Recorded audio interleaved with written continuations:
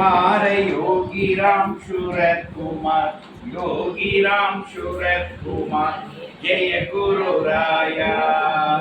योगी राम सूरत कुमार, योगी राम सूरत कुमार, योगी राम सूरत कुमार, जय गुरु राया। योगी राम सूरत कुमार, योगी राम सूरत कुमार, योगी राम सूरत कुमार, जय गुरु राया।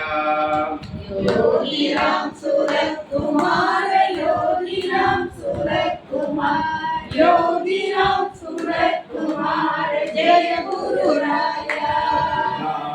महाराज की जय। योगी राम सूरत कुमार தூத்துக்குடி மாத சத்சங்கம், இது ஆகஸ்ட் மாத சத்சங்கம் ரயன் நகரில் நடந்தது. இப்போது முக்கியாபுரத்தில் வைத்து நடக்கின்றது.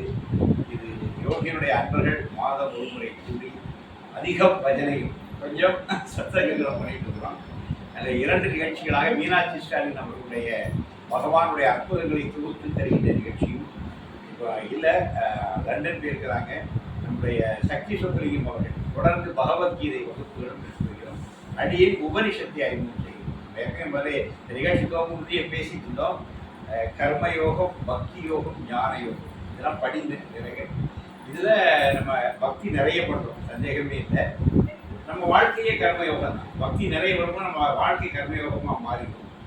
ஞானம் கொஞ்சம் முயற்சி பண்ணி அடையும். கொஞ்சம் முயற்சி எடுக்கணும். நம்ம ஒரு அடி எடுத்து வச்சா பகவான் 9 அடி எடுத்து வச்சு அதை ஃபினிஷ் பண்ணுவார். எனவே ஞானம் பற்றி ஒரு நாட்டம் நமக்கு ஈடுபாடு அதில் வரணும். பகவான் அதை தருவார். அது கீதை வாசிக்கிறதா உபனிஷத்து இருக்கு. ஏனென்றால் நம்முடைய வேதத்தை கர்ம காண்டம் சொல்லுவாங்க, உபநிடதம் ஞான காண்டம். நம்ம பெரியவர்களே அதை 2ஆக பிரிச்சிருக்காங்க, கர்ம காண்டம், ஞான காண்டம். வேதம் முழுக்க கர்மக்களை பற்றி, அதாவது யாக யஜ்ஞங்கள் பண்ணணும், எது பண்ணால் என்ன பலன் கிடைக்கும், அதான் வேதங்கள் மெயின் பாயிண்ட் தான். உபநிடதம் வேத அந்தம், வேதாந்தம். வேதாந்தம் என்பது ஞானத்தை தருவது, ஒரு அடுத்த நிலை. இந்த இவ்வுலக வாழ்க்கைக்கு இது வேணும். வேதங்கள், யாகாதி யஜ்ஞங்கள் இவ்வுலக வாழ்க்கைக்கு வேணும். இகத்தில் இருந்து பரத்திற்கு போகணும்னா என்ன வேணும்? விசா ஞானம் தான். ஞானம் இருந்தால் தான் பரத்துக்கு போக முடியும். அந்த விசா கிடைக்கலன்னா நீங்கள் போக முடியும். பரத்திற்கான விசா என்னதுன்னு கேட்டால் உபநிடதம். பன்னீர் உபநிடத நூல் என்கிற நூலே பார்மிசை இதுபோல் நூல் பிரிதில்லை, இன்னரும் நீர்க்கங்கை ஆரங்களாரே இவ்விதன் மாண்பிற்கு எதிரெது வேறே. பாரதியுடைய பாடல். இந்த கங்கை மாதிரி ஒரு புனிதமான நதி உண்டா எங்கேயாவது? ஒரு உபநிடதம் மாதிரி உயர்ந்த நூல் இந்த உலகத்தில் உண்டான்னு பாரதி கேட்டு. பன்னீர் 108 சொல்லுவாங்க, 12 தான். பாரதியே சொல்லும்போது 12 தான் சொன்னால் உங்களுக்கு ஒரு 12 உபநிடதங்கள் தான் நமக்கு முழுமையாக கிடைக்குது. இப்போ நாங்கள் யோகிராம் சுமார் பக்தர்கள் திருச்சி கரூரில் ஒரு முடிவு பண்ணி பன்னீர் உபநிடதங்களையும் படிக்கிறது முடிவு பண்ணி இப்போ 2 முடிச்சு 3க்கு வந்துட்டோம். ஈஷோபனிஷத், முண்டகோபனிஷத், இப்போ கேனோபனிஷத் ஸ்டார்ட் பண்ணி 3 உபநிடதங்கள் வழியாக ஒரு 5-6 ஆண்டுகளுக்குள் இந்த பன்னீர் உபநிடதங்களையும் படித்து முடிப்பது. சைடே பகவத்கீதை, அது ரிப்பீட் ஆகிட்டே இருக்கும். பகவத்கீதை முடிஞ்சால் 18 முடிஞ்சால் மீண்டும் 1லேருந்து ஆரம்பிக்கும். கீதை தொடர்ந்து வாசிக்கிட்டே இருக்கும். இதில் முண்டக உபனிஷத்தை இருக்கு. வேற முண்டகம்னாலே மொட்டை, முண்டகம் சொன்னாலே அதெல்லாம் மொட்டைப்படுது. அப்போ ஆரம்பத்தில் என்ன சொன்னாங்க, இது சன்னியாசிகள் படிக்க வேண்டியது. முண்டக உபனிஷத் நிறைய மொட்டை போட்டவர்கள் படிக்க வேண்டியதுன்னா சன்னியாசிகள் அப்படின்னு என்னை பயம் கட்டிட்டாங்க. நான் 90களில் ஒரு சன்னியாசியை போய் கேட்டேன், இந்த முண்டக உபனிஷத் புத்தகத்தை அதை எடுத்து படிப்பாங்க. நம்ம ஆசிரமத்தில் இருந்துச்சு ராம்ஜலம், படிக்க போனால் அதை அவர் சன்னியாசி சட்டம் போட்டார், இதெல்லாம் நீ படிக்கக்கூடாது. ஏன்னு கேட்டேன், நீ ஒரு கிரகஸ்தர், இந்த முண்டக உபனிஷத் எங்கள் மாதிரி சன்னியாசனம் படிக்கணும்னு அவை எல்லாரையும் முக்கிய படிக்கிறாங்க. சரி, அதுலேருந்து முடியல. இப்போ இடையில திருச்சியில் சத்சங்கத்தின் போது டாக்டர் பேராசிரியர் கவிதா இருக்காங்க. அவங்க ஒரு முறை கேட்டாப்பா, இந்த முண்டக உபனிஷத் பண்ணுறது எனக்கு ஒரு சீப்பு வந்துச்சு. எனக்கு அதான் ஞாபகம், நான் 30 வருஷமாக அந்த மனுஷனை படிக்கூடாமல் இருந்தார். சரிப்பா, அவர் தான் போய் சேர்த்தார, நம்ம படிப்போம் கவிதான்னு சொல்லி முண்டக உபனிஷத்தை நாங்கள் 2 பேர் இருக்கோம். நாங்கள் ஒரு முறை வச்சுருக்கோம், வாரந்தோறும். அப்பா 5 நாளும் பேசிக்கிட்டே இருக்கேன், இரவு 8:30 to 9. திங்கள் பஜன், வியாழக்கிழமை கூட்டுப்பாடு, செவ்வாய் புதன் வெள்ளி சனி 4 குரூப். 8:30 மணிக்கு எல்லாரும் எனக்கு கால் பண்ணிடுவாங்க. 8:30 to 9 அவங்க படிக்கிறத என்னோட டிஸ்கஸ் பண்ணுவாங்க. அப்புறம் இதை நாங்கள் கூட்டத்தில் ப்ரெசென்ட் பண்ணுறோம். இப்படி தொடர்ந்து சாமி சும்மாவே இருக்கக்கூடாது, தொடர்ந்து செயின் மாதிரி கொடுத்துட்டே இருக்கிறார். இப்போ எனக்கு என்ன சிக்கல்னா எல்லாரும் படிக்கிறதே நான் படிக்கணும்.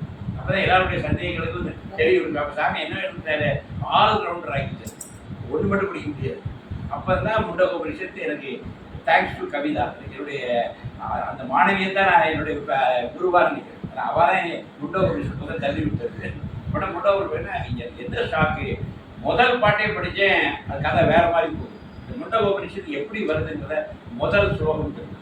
பிரம்மனை தான் உபனிஷத்தில் பிரம்மாவை தான் தேவனா சொல்றாங்க. அதில் சிவனோ விஷ்ணுவோ தான் பிரம்மதேவன் தான், அவன் தான் படைக்கிறான் அந்த உலகத்தை, அவனே இந்த உலகத்தை காக்கிறான், அவனே இந்த புவனங்களை காத்தோன்னு அவனே சொல்லி பிரம்மனை துதிக்கும். பிரம்மனை தான் ஆகப்பெறும் தெய்வமாக முண்டகோபனிஷத்து சொல்லிட்டு இந்த வித்தை, ஏன்னா பிரம்மன் தான் படைக்கிறது, இந்த உலகை படைக்கிற வித்தை, பெரிய ஆத்ம வித்தை. இந்த வித்தை அவன் யாருக்கு சொல்லிக் கொடுக்குறான், அவனுடைய ஜேஷ்ட புத்திரன் மூத்த புதல்வனான மூத்த புதல்வனுக்கு இவர் உபதேசிக்கிறான். பிரம்மன் தான் அவனுடைய பையன். அப்புறம் அவன் நிறைய பேருக்கு அதை உபதேசம் பண்ண. எப்பவுமே நம்ம தலைமுறையாக பரத்வாஜ கோத்திரம், பரத்வாஜ் இருக்குது. அப்படி பரத்வாஜ கோத்திர வழியாக இந்த வருஷத்தை அப்படியே ஆங்கரச முனிவர் ஒருத்தர், அவர் வருது. ஆங்கரச முனிவரை சௌனகன் ஒருத்தர் போய் வணங்குறார். வணங்கி இந்த உலகத்தில் எதை தெரிந்தால் எல்லாம் தெரிந்ததாகுமோ அதை எமக்கு இதமாக நீர் உபதேசிப்பதாக அப்படியே பணிவாக வணங்கியவன் என்ன கேட்கிறான், இந்த உலகில் எதை தெரிந்தால் எல்லாம் அறிந்ததாகுமோ அந்த வித்தையை எமக்கு நீர் உபதேசிப்பீராக. ஒரு வினயமான அவருக்கு அப்படியே உள்ளம் புரியுது. இப்படி ஒரு வினயமா ஒரு பையன் விவரமா கேட்கணும், கேள்வி நல்லா கேட்கணும், சொல்றதுக்கு ஒரு சந்தோஷமா இருக்கும். அழகா என்ன சொன்னேன், உட்கார்ந்துட்டு உபதேசிக்கணும்.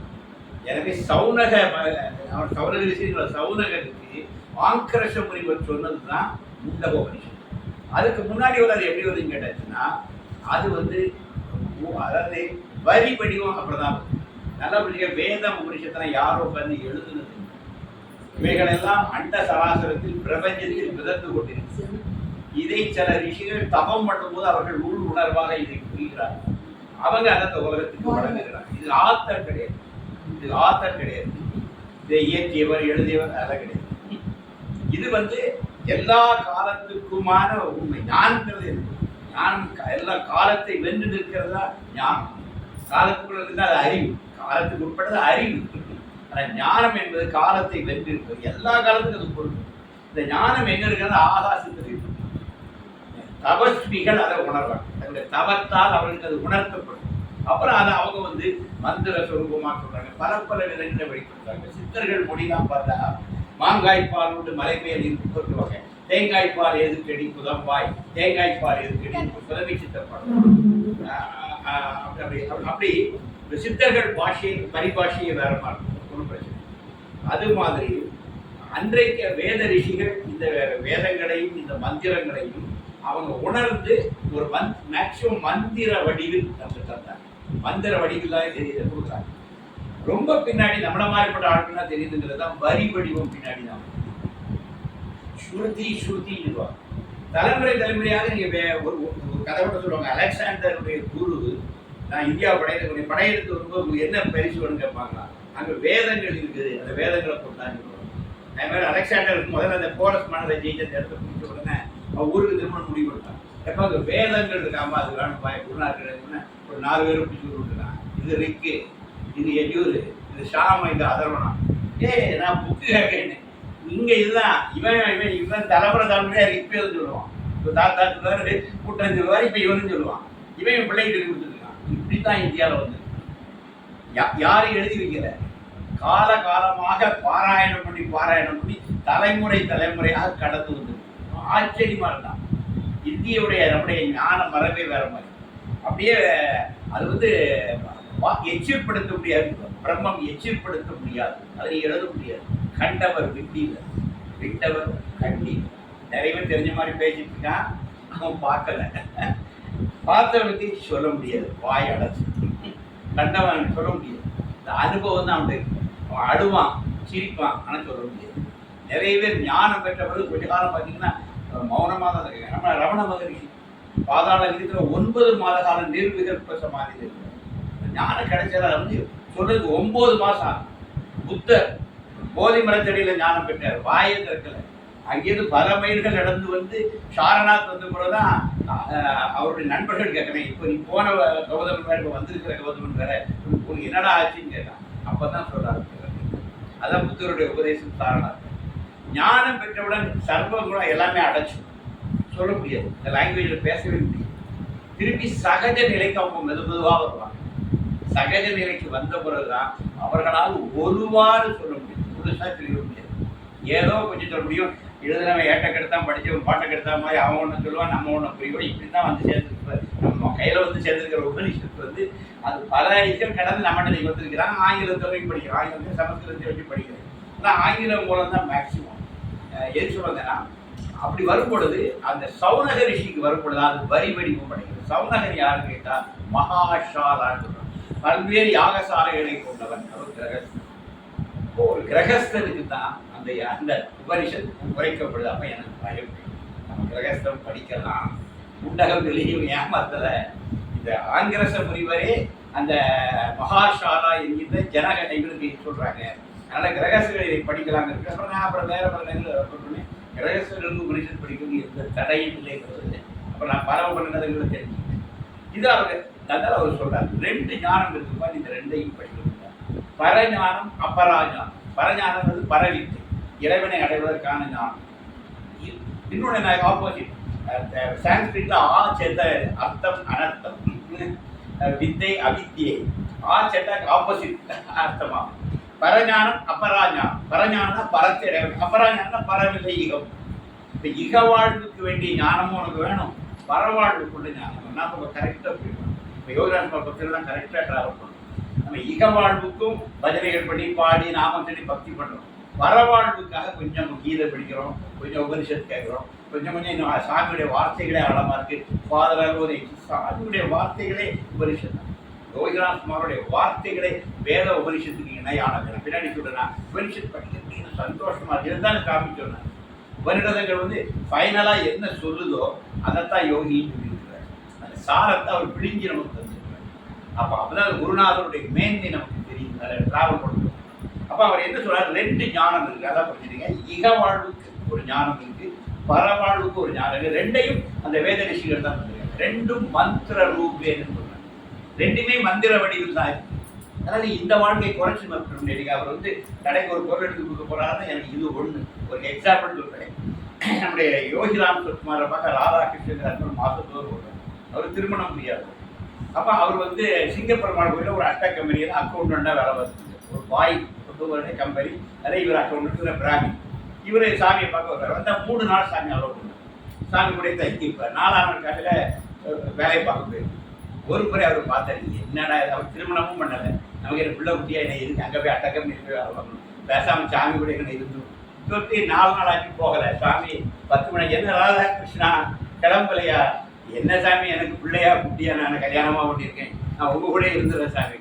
அது வேண்டாம் ராதாகிருஷ்ணா, நம்ம போவோம். அந்த பாய் என்ன பண்ணுவாரு, பாய் நீ நம்ம கஷ்டப்படுவார் சாமி, கவலைப்படுறேன். அட்டக்கம்பெனி வச்சிருக்கிற பாய் கவலைப்படக்கூடாது, அக்கௌண்டன்ட் அனுப்பி வைக்கிறதுன்னு சொல்லி சாமி சொல்றாரு. இல்லை சாமி நான் வேலைக்கு போகல, நான் தான் உங்களோட இருக்கிறேன். இதை விட என்ன சாமி ஒரு விஷயம் எல்லாம் ஒன்று தான் Radhakrishna. What you are doing in Singaperumal Koil is பெகர் is doing in Tiruvannamalai. Both are same. ரெண்டுமே என் ஃபாதர் தான். நீ அட்டை கம்பெனியில் போய் அக்கௌண்டண்டாக வேலை பார்க்குறது, திருவண்ணாமலையில் இந்த பிச்சைக்கார செஞ்சுக்கிற வேலையும் ஒன்று தான். ரெண்டுமே என் ஃபாதர்ஸ். இப்போ செய்யும் தொழிலே தெய்வம். அந்த திறமை தான் நம்ம சேர்ந்து. இந்த வார்த்தை கேட்டுருக்கீங்களா? மகாத்மா நம்ம வாசகங்கள்லாம் அருமையான வாசகம். அப்போ நீ வந்து இது இகம் அது பரம பிரித்து பார்க்கணும். நமக்கு இறைவன் என்ன கொடுத்து சுதர்மம், நமக்கு என்ன சுதர்மத்தை கொடுத்துருக்கானோ ஒரு சுதர்மத்தை கடைபிடித்து. சார் இறைச்சி வெட்டுறதான் அவன் வேலை சார் சிலவங்க இருக்காங்க. முஸ்லீம் படையெடுப்பு சமயத்தில் கம்பல்சரியாக இறைச்சி வெட்டுற வேலையை கொடுத்துருக்காங்க. அவங்க இறைச்சி வெட்டி முடிச்சுட்டு வந்து அப்புறம் குளிச்சுட்டு எடுத்துறது, அவங்க அப்புறம் வேதம் படிப்பாங்க, வேத அத்தியனம் பண்ணுவாங்க. இதெல்லாம் நடந்திருக்கு. அப்போ அந்த காலத்தில் அந்த ஒரு கம்பல்சனில் தொழில் இதுவாக இருந்துச்சு. கையை கடைக்கு அடுத்து உட்கார்ந்தாச்சுன்னா அதுக்கப்புறம் வேத அத்தியனம் பண்ணுவாங்க. அதனால என்ன கேட்டாச்சுன்னா செய்கிற வேலைக்கும் இந்த இதுக்கும் சம்மந்தம் இல்லை. நீ எந்த வேலையும் செய்யலாம், பகவான் உனக்கு எதை தர நீ அந்த வேலையை செய். அதில் ஏற்றத்தாழ்வுலாம் ஒன்று இல்லை. அதனால என்ன சொல்றாருன்னா, நமக்கு எது விதிக்கப்பட்டதோ அது நொந்து விடக்கூடாது. நான் டாக்டர் ஆகிட்டேன், கம்பவுண்டர் ஆகிட்டேன், ஒரு தப்பு இல்லை. நீ கம்பவுண்டரா இருந்தா பகவான் இருக்காரு. கம்பவுண்டரா இருப்போமே உங்களுக்கு குறைஞ்சதா? நீங்க ஒரு பெரிய சக்கரத்துல ஒரு நட்டுக்கும் முக்கியத்துவம் உண்டு. அது ஒரு நட்டு கலந்துட்டா அது எந்திரமே இயங்காது. எந்திரத்துல பெரிய விஷயங்கள் இருக்குது. ஆனா ஒரு சின்ன நட்டு காணாம போயிட்டு வைங்க, கோல் எந்திரமே இயங்காம போயிடும். அதனால அது யாரும் முக்கியத்துவம் இல்லாம இல்லை. எல்லா வேலைக்கும் ஒரு முக்கியத்துவம். அதனால யோகி எல்லாத்தையும் மை ஃபாதர்னு பார்த்தார். இது உயர்ந்தது, இது தாழ்ந்ததுன்னு அவர் பார்க்கல. எல்லாமே என் தந்தை தந்திருக்கிறப்ப நம்ம இருக்கான சுதர்மத்தை கடைபிடித்தது. கீதையில திரும்ப திரும்ப கடந்த நீ ஒரு சத்திரியன், போர் புரிவதான் அவனுடைய சுதர்மம். அர்ஜுனா நீ போர் புரியும். ஒரு சத்திரியன் போர் செய்யும். நீங்க கோடை மாதிரி வில்லுக்களை போட்டுட்டு பெரிய தத்துவ விசாரணை எல்லாம் பண்ணக்கூடாது. நீ போர் புரியும். அதான் உனக்கான தர்மம் அதை செய்யறது சொல்லிதான் கீதையினுடைய குரலே அதுதான். அப்ப இது என்ன சொல்லுது? நமக்கு வந்து பரஞானம் வேணும், அபரஞானம். பரஞானம் கிடைச்சுன்னா அதை எக்ஸாம்பிள் அது வந்து ஒரு ஹோமத்தை எடுத்து சொல்லுது. குறிப்பாக அக்னிஹோத்திரம். எப்படி அக்னிஹோத்திரம் பண்ணணும், அது ரூல்ஸ் எல்லாம் ஆடாமல் ஒரு அக்னிஹோத்திரம் எப்படி பண்ணணும். அக்னிஹோத்திரம் வந்து முக்கியம். எது சொல்றேன்னா சுவாமி அந்த ஒரு முறை நாங்கள் கர்நாடகா டூர் போகிறதுக்காக ராஜ்யாஷ்மி டீமோட போய் நம்ம சாமியை கால் பண்ணாரு. அப்புறம் நீங்கள் கர்நாடகா எங்கெல்லாம் போறீங்கன்னு சொன்னோடனே கோகர்ணம், கோகர்ணா பகரத் கான் டு கோகர்ணா அப்படின்னு சொன்னார். நான் உடனே Papa Ramdas in quest of God Gokarna ஒரு நைட் முழுக்க உட்காந்து நாமா சொல்றாரு. நான் அதை சொன்னேன். எஸ் எஸ் பகரத் கான் டு கோகர்ணா. தேர் இஸ் ஒரு Brahmin house. All the 365 days they do Agnihotra. பகரத் கான் தேர். பிராமணருடைய வீடு கோகர்ணத்தில் இருக்குது. அவங்க 375 நாட்கள் அக்னிஹோத்திரம் பண்ணுவாங்க. அக்னிஹோத்திரி கர்நாடகாவுடைய எண்டு. கோகர்ணங்கிறது கர்நாடகாவுடைய டாப் இருக்கு. அதுக்கப்புறம் மகாராஷ்டிரா இந்த பனாஜ் ரோடு கோவா போகிற ரோட்டில் இருக்கு. அப்போ சொன்னாங்க. அப்புறம் நாங்கள் தூரம் கண்டுபிடிச்சேன். இந்த இடத்தையும் கண்டுபிடிச்சி அந்த வீட்டுக்கு போயிட்டு பிடிச்சேன். அது வேற விஷயம். ஏன் சொன்னதுன்னா சுவாமி ரொம்ப சிலாகிச்சு சொன்னார். இந்த அக்னிஹோத்திரம் 365 நாள் பண்ற ஆட்கள் இந்த மண்ணில் இருந்திருக்காங்க. அப்படின்னா பாருங்க எத்தனாயிரம் ஆண்டுகளாக அந்த இல்லங்கள்ல அவங்க, அதாவது இப்பதான் என்னன்னா நம்ம ஆர்டர் கொடுத்தா தானே ஐயர் எல்லாத்தையும் தூக்கிட்டு வருவாரு. நமக்கு ஹோமம் அந்த சத்தம் அப்படி இல்லை. ஒரு அந்தாளர்னா அவருடைய ஹோமம் பண்ணணும். அக்னிகாரியம் அவங்க அக்னிகாரியம் பண்ணியே ஆகும். ஒரு எஜமான் சொல்றான்னு சொல்லலைங்கிறதெல்லாம் வேற விஷயம். அவங்க நெருப்பை வளர்த்து அந்த மந்திரங்களை சொல்லி அதை ஆகுதி போட்டு ஆகும். அதுதான் தர்மம். அதுக்கு தான் அவங்க பவதி விச்சாந்திடைய பொருட்களை வாங்கலாம். ஒரு எஜமான் உதவி செஞ்சு கொடுத்தாலும் அந்த புண்ணியம் அவனுக்கு உண்டு. அவருக்கு உதவி செஞ்சாங்கன்னா அதுக்கு வேண்டிய சமித்திகள் வாங்க எல்லாம் உதவி செஞ்சு கொடுத்தோம்னா அதனுடைய பலன் இந்த எஜமானனுக்கும் உண்டு. ஆனால் ஒரு நல்ல அந்தணன், வேதம் படித்த அந்தணன் தினசரி வாக்கிய வேதத்தை ஆய்வு பண்ணணும். இந்த மாதிரி ஹோமம் பண்ணுறது தினசரி ஹோமம் பண்ணணும். அப்படி வாழ்ந்துருக்காங்க. 365 நாளும் யார் வாரா வரலன்னு இல்லாமல் அவங்க அக்னிஹோத்திரம் பண்ணுறது கோகர்ணத்தில் இருந்தது. நம்முடைய காயத்ரி பார்வை நம்ம இதில் வரணும். அவங்க அந்த ஃபேமிலி அந்த ட்ரெடிஷன் நம்முடைய யோகிராமன் கொடுத்து கொடுத்த காயத்ரி பார்வைன்னு வருவாங்க.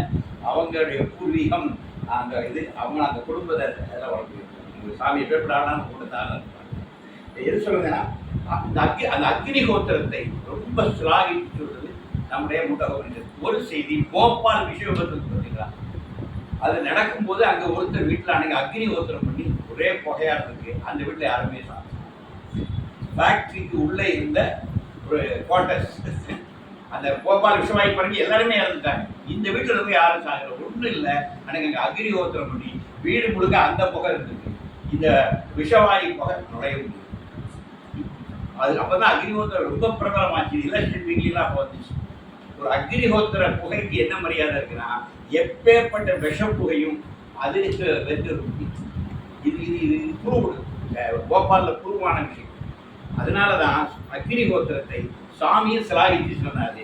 முண்டக பரிசுத்த அக்னிஹோத்திரத்தை அப்படியே சொல்றாரு. அழகாகிறது. நீ மழைக்காலத்தில் இதை செய்யாதே, விவசாயத்தில் இதெல்லாம் முடிச்சுட்டு விளைச்செல்லாம் முடிஞ்சு அறுவடை காலத்துக்கு அப்புறம் செய், மழைக்காலம் முடிந்த பிறகு செய், அதிதிகளை அழைத்து செய். கோபம் வந்து நான் 5 பேர் செய்யக்கூடாது. அதிதிகளை எல்லாம் அழைச்சி எல்லாருக்கும் செய். தான தர்மங்கள்லாம் போடணும். அப்போதான் அந்த ஹோமம் பூரணம் அடையுது அப்படின்ட்டு நிறைய கண்டிஷன்ஸ் இருக்கு சொல்லிட்டு அப்புறம் பின்னாடியே அடுத்த லெவலுக்கு வருது. இப்படிலாம் ஹோமம் பண்ணி இதெல்லாம் பண்ணா என்ன நடக்கலாம், நீ வந்து இந்திர பதவி அடையும் சொர்க்கத்துக்கு போகலாம். ஆனா என்ன சொல்றாங்க, இந்திர பதவி அடைந்தாலும் அது தற்காலிகம் நடந்தாலும். இப்படி நல்ல ஹோமங்கள்லாம் பண்ணி நல்லா நடந்தா இந்திர பதவி அடையலாம். ஆனா இந்திர பதவி அடைஞ்சாலும் கொஞ்ச காலம் அந்த புண்ணியம் தீரதுலாம் அங்கே இருந்துட்டு திருப்பி இந்த பூர்வத்தில் தான் பறக்கப்படுற அந்த ஆபத்து. அதனால இதற்கு மேலான ஒரு ஞானம் இருக்குது, பரஞானம். அந்த பரஞானம் தெரிஞ்சுட்டா நீ திருப்பி பிறக்க வேண்டிய அவசியமே கிடையாது. இக ஞானத்தோடு இருந்தேனா, அபரா ஞானத்தோடு நீ இருந்தேனா, திரும்ப திரும்ப நீ இந்த பூமியில் வந்து பிறக்க வேண்டியிருக்கும். புண்ணியம் தீர்றது வரை நீ சொர்க்கத்தில் இருக்கலாம். புண்ணியம் தீர்ந்தோடனே மீண்டும் இந்த பூமியில் கீழே பிறகு சொல்லலாம். மனுஷனுக்கு கீழான பிறகு கூட உனக்கு வந்துடலாம். புண்ணியம் தீர்ந்துட்டு வைங்க. புண்ணியகரமா இருக்கவரை நீ நல்லா இருப்ப. அந்த புண்ணிய ஸ்டாக் தீர்ந்துட்டா பழையபடிக்களை வந்தாலும் இந்த சக்கரவட்டத்துக்குள்ள இருந்தாலும் எச்சரிக்கை. தெய்வ பரிஷத் முதல்ல இதை பூரா வர்ணிச்சுட்டு அப்புறம் சொல்லுது, தம்பி இது லிமிட்டட். லிமிட்டட் எங்க போகணும்? அன்லிமிட்டடு. மனிதன் என்பவன் லிமிட்டட், இறைவன் பரமாத்மா என்பது அன்லிமிட்டட். இந்த லிமிட்டட் எதுல போகணும்? அந்த அன்லிமிட்டட்ல போய் கலந்து இதுவும் அன்லிமிட்டட் ஆகிடும். லிமிட்டடா இருப்பேன், இவ்வளவுதான் இருப்பேன். நீ அன்லிமிட்டடை புரிஞ்சுட்டு அன்லிமிட்டடோட கலந்துன்னு வைங்க, அப்புறம் லிமிட்டட் காணாம போயிடும். அன்லிமிட்டட் மட்டும்தான். இதுதான் விஷயம். ஜீவாத்மா பரமாத்மாவை கண்டு பரமாத்மாவோட ஐக்கியமாகிவிடும். புரியுதாங்க? ஜீவாத்மா வாழ்ந்து பரமாத்மாவை உணர்ந்து அந்த பரமாத்மாவில் ஐக்கியமாகி கலந்து விட்ட பிறகு இந்த ஜீவாத்மாவுடைய அடையாளம் வேணும். அப்புறம் பரமாத்மா மட்டும்தான். இதுதான் a father alone exists, nothing else, nobody else in the present, past, future. இதுதான் யோகி. அப்ப இந்த பரஞானத்துல என்ன உயர்வாக சொல்றது? பரஞானத்தை அடையிறது யாரை போய் பார்க்கணும்? பிரம்ம நிஷ்டையில் இருக்கிற ஒரு குருவை தேடி சென்று சரணடை. படியே மேற்கொண்டு படிக்கணும். கிராஜுவேஷன் முடிச்சாச்சு, போஸ்ட் கிராஜுவேஷன் படிக்கணும். நம்ம இதில் அப்படிதானே, கிராஜுவேஷன் அப்புறம் போஸ்ட் கிராஜுவேஷன் அப்புறம் டாக்டரேட் அப்படின்னு போவோம். ஆனால் அப்படி சொல்றேன். இது எப்படி தெரிஞ்சுக்கலாம் பரஞானத்தை? பிரம்ம நிஷ்டையில் ஆழ்ந்திருக்கின்ற ஒரு குருவை சென்று சரணடை. அவர் உனக்கு அதை உணர்த்துவார். படிக்கிற விஷயம் இது உணர்த்தப்படுகிறது. நல்லா புரிஞ்சுங்க. ஞானம் நீங்க படித்து தெரிந்து கொள்ள முடியும். நீங்க படிச்சு அதை தெரிஞ்சுக்க முயற்சிக்கலாம். அந்த ஒரு ஆர்வம் உங்கள்கிட்ட வந்துட்டாலே உங்களுக்கு உணர்த்தக்கூடிய ஆற்றலையே சாமி கொடுத்தது. உணர்த்துகிற ஆள்கிட்ட அவங்க நெகட்டிவ் அந்த முயற்சி ஒரு பக்கத்தில் இருக்கலாம். அதனால முதலில் கொஞ்சம் வெர்பலா இப்போ நாங்கள் படிச்சுருக்கோம், நல்லா நாங்கள் புரிஞ்சுருக்கோம். நம்ம இப்போ படிக்கிறது இன்டலெக்டா படிக்கிறோம், அறிவால் படிக்கிறோம். இந்த சுலோகங்கள்லாம் படிக்கணும், அர்த்தங்கள்லாம் படிக்கணும், முடிஞ்சா பாராயணம் கூட பண்ணிடணும். சில சுலோகங்களை பாராயணம் பண்ணிடணும். அழகா ஒரு சுலோகம் நாங்களே பாராயணத்துக்கு எடுத்துக்கணும், பாராயணம் பண்ணிடணும். இதெல்லாம் இருக்குன்னா அறிவு தளத்தில் தான் வேலை செய்யும். இது அனுபவமாக நீங்க என்ன சொல்லுவாங்க, இந்த ஒரு பேப்பர்ல ஜீனி எழுதுனா இருக்குமா? புத்தகம் வந்து கரிச்சோறு ஆகாதுதான். பிராக்டிக்கலா வரும். அப்ப ஞானம் என்பது ஒரு குருவினுடைய திருவடியில் அமர்ந்து இருக்கும் போது ஒரு அனுபவமாக அது வழங்கப்படும். குருவை நீ உத்தமமான குரு பிரம்ம நிஷ்டையில் ஆழ்ந்திருக்கிறது. இன்னைக்கு நிறைய பேர் குருவினே போட்டு வராங்க. அதான் பெரிய கஷ்டமா இருக்கு. இப்போ வந்திருக்கிற கலிபத்தில் கஷ்டமே என்ன, எல்லாரும் குருவாக வரவெல்லாம் குருவாக நினைக்கிறேன். ஒருத்த கூட சிஷியனா இருக்குன்னு ஒரு முறை எல்லாருமே குருவாக சொல்லி எல்லாரும் உபதேசம் பண்ணாங்க, எல்லாரும் எழுதிக்கிறாங்க, எல்லாருமே கட்டுறாங்க, இப்படி கட்டுறாங்க. எல்லாம் சிரிப்பா இருக்கு. இதுவரை ஏஐ வேற வந்துட்டு அப்படி நீங்க எப்படி வேணாலும் போட்டு பார்த்துக்கலாம். இப்போ வந்து இப்போ மாடர்ன் குருலாம் ஏஐல வர ஆரம்பிச்சிட்டாங்க. ரொம்ப கவனமா இருக்கணும். இந்த குருன்னு சொன்னா யாராவது குருன்னு போட்டா கவனமா இருக்குங்க. குரு வந்து தெரியும், குருன்னு சொல்லப்போனா பிச்சைக்காரன் தான் சொல்லுவோம். மெய் ஞானிகள் தங்களை என்னைக்கு ஞானிகள்னு ஒதுக்க பண்ணாங்க. இது பிச்சைக்காரங்களுக்கு ஒண்ணுமே தெரியாது. டேட்டி பக்கர் டேட்டி சின்னர் அப்படிதான் சொல்லுவோம். ஆனா இந்த குருன்னு சொன்னாங்க, நீ கொஞ்சம் உடனே புள்ளி வச்சிடணும், சரி இது வேண்டாம். ஏன்னா ரெடிமேட் குருலாம் இப்போ நிறைய வந்துட்டாங்க. அதனால கொஞ்சம் கவனமா இருக்கணும். வீட்டில் ரெடிமேட் ஐட்டம் உங்களுக்கு பிடிக்கும், ஆனால் ஞானத்தில் ரெடிமேடு வேலை கேட்காது. மெய்யான ஞானி சொல்ல வேண்டாம், பார்த்தாலே. சுவாமி யோகிராம் பாருங்க, யாருக்கு சொல்லுவாங்க, யோகிட்ட போய் உட்கார்ந்தாலே தெரியும், சுவாமியை பார்த்தாலே தெரியும், ஞானியை பார்த்தாலே தெரியும். உள் ஒளி முகத்தில் உள்ளது, அகத்தில் உள்ளது முகத்தில் தெரியும். சந்தேகமே உள்ள அவன் பரிசுத்தமாட்டான். அந்த ஃபேஸே தெரியும். ஞானிக்கு வந்து யார் சொல்ற அதனுடைய வாசம், இந்த ஞானிக்கு ஒரு வாசம், அந்த வாசம் உனக்கு தெரியும். ஞானி யாருக்கிறது, ஞானியே உனக்கு உனக்கு யாரும் சொல்லி தர வேண்டாம். அந்த ஞானி உனக்கு புரியும். பார்த்தாலே இவள்கிட்ட ஞானம் இருக்கு, உனக்கே தெரியும். அதுலேருந்து ஒரு வாசம் வரும், அது ஒன்று ஈர்க்கும். ரெண்டாவது யார் ஒருத்தர் உண்மையாக ஞானம் வரணும்னு தேடுறானோ அவனுக்கு மெய்ஞானியே வாய்ப்பு. யாராவது ஒரு சாமியார் திருப்பொழியில் நம்ம மேலே போயிடலாமா நினைப்பாங்க. அவனுக்குன்னு வரதான் நாட்டுடைய பிராண்டட் குருலாம் வரும். இந்த குறுக்கு வழியில் போய் நம்ம டாப்பில் போயிடலாம் அப்படின்னு சில இறங்குறான் பாருங்க. இந்த மாதிரி ஆளுக்கு தான் யார் வராங்க, பிராண்டட் குருலாம் வராங்க. இவெல்லாம் பிராண்டட் குருட்ட மாட்டி எல்லா பிராண்டட் குருவையும் தாத்தி இவங்க ரெண்டு பேரும் சேர்ந்து ஒரு நாள் உள்ள போவாங்க. இதை நம்ம இன்னைக்கு பார்த்துட்டு இருக்கிறோம். இந்த வேலையெல்லாம் இல்லாமல் வெளி உலகிற்கு தெரியாமல் தன்னை எந்த இடத்திலும் குரு என்று காட்டிக்கொள்ளாமல் எவன் ஒருவன் அமைதியாய் சாதாரண மனிதராக வாழ்ந்து கொண்டு அவனுடைய ஞானம் வெளிப்படுகிறதோ அவனை நீ சுவாமியை இறைவனே உன்னை நெருக்குவான். நீ உண்மையிலேயே சின்சியராக இருந்தால் பகவானே உன்னை உத்தமமான குருவிடம் கொண்டு சேர்ப்பான். அப்போ அந்த குரு முகமாக உனக்கு அந்த உபதேசம் வழங்கப்படும். டிரான்ஸ்ஃபர் சொல்ல முடியாது, இட் இஸ் பீங் டிரான்ஸ்ஃபர். இப்போ எனக்கு யோகிராஜ்குமார் எப்படின்னு தெரியும், எப்படி எனக்கு பார்த்தா எனக்கு தெரியாது. இன்னைக்கு வரை எனக்கு தேவ ரகசியமாக தான் இருக்கு. அவர் எப்போ உள்ள புகுந்தார், எப்போ சொன்னால இந்த பிச்சைக்காரனை தான் உன்னுடைய உள்ளே புகுந்துடைய ஒவ்வொரு அணுவையும் என்னால் மாற்றி அமைக்க முடியும். அதாவது உண்மை. நானே ஒரு வாடும் சாட்சி.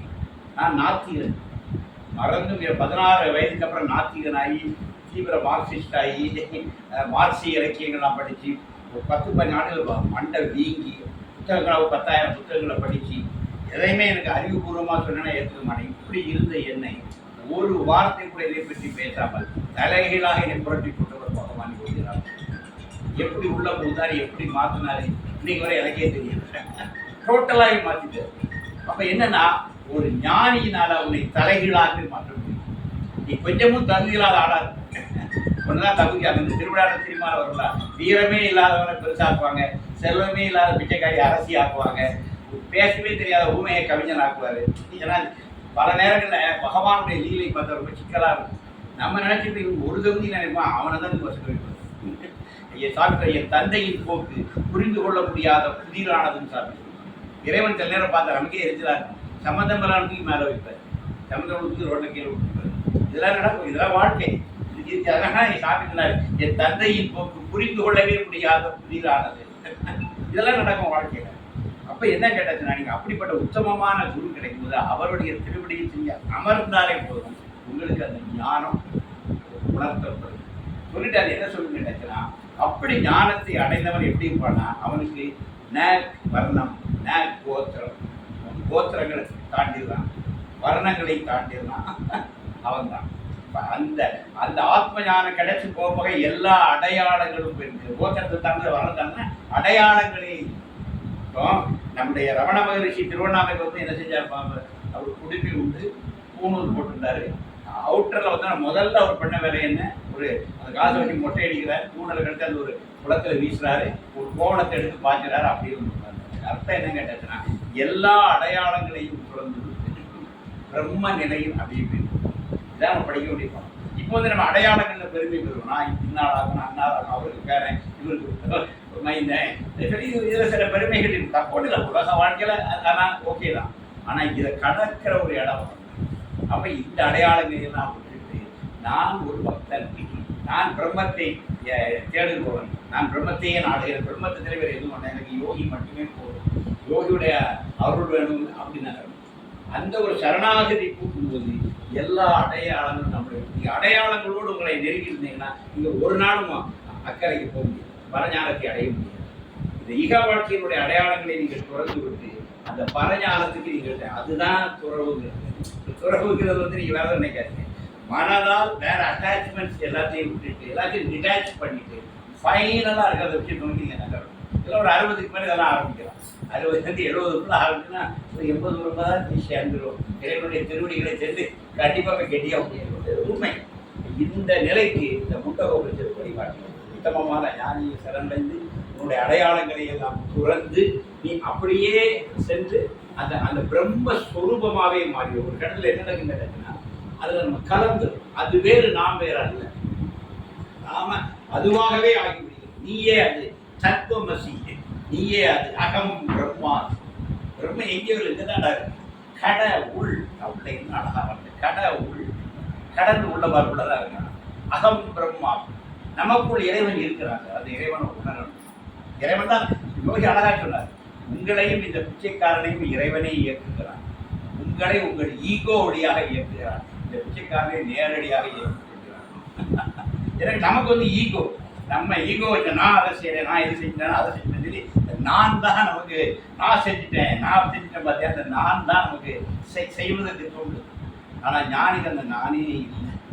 நேர இறைவனுடைய கட்டளைப்படி அவன் அவனுக்கு எந்த அபிப்பிராயம் இல்லை. அவனுக்கு வெற்றியும் இல்லை, தோல்வியும் இல்லை, அவனுக்கு விருப்பமும் இல்லை, வெறுப்பும் இல்லை.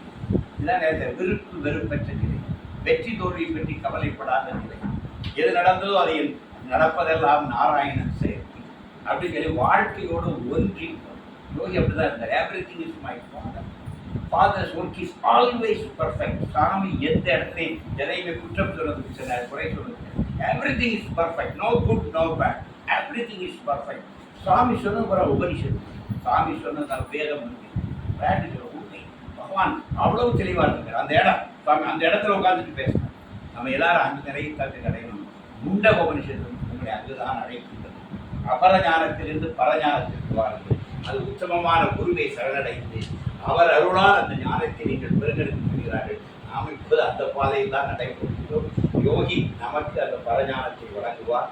யோகிராம் சுரத்குமார், யோகிராம் சுரத்குமார், யோகிராம் சுரத்குமார். ஜெய யோகா.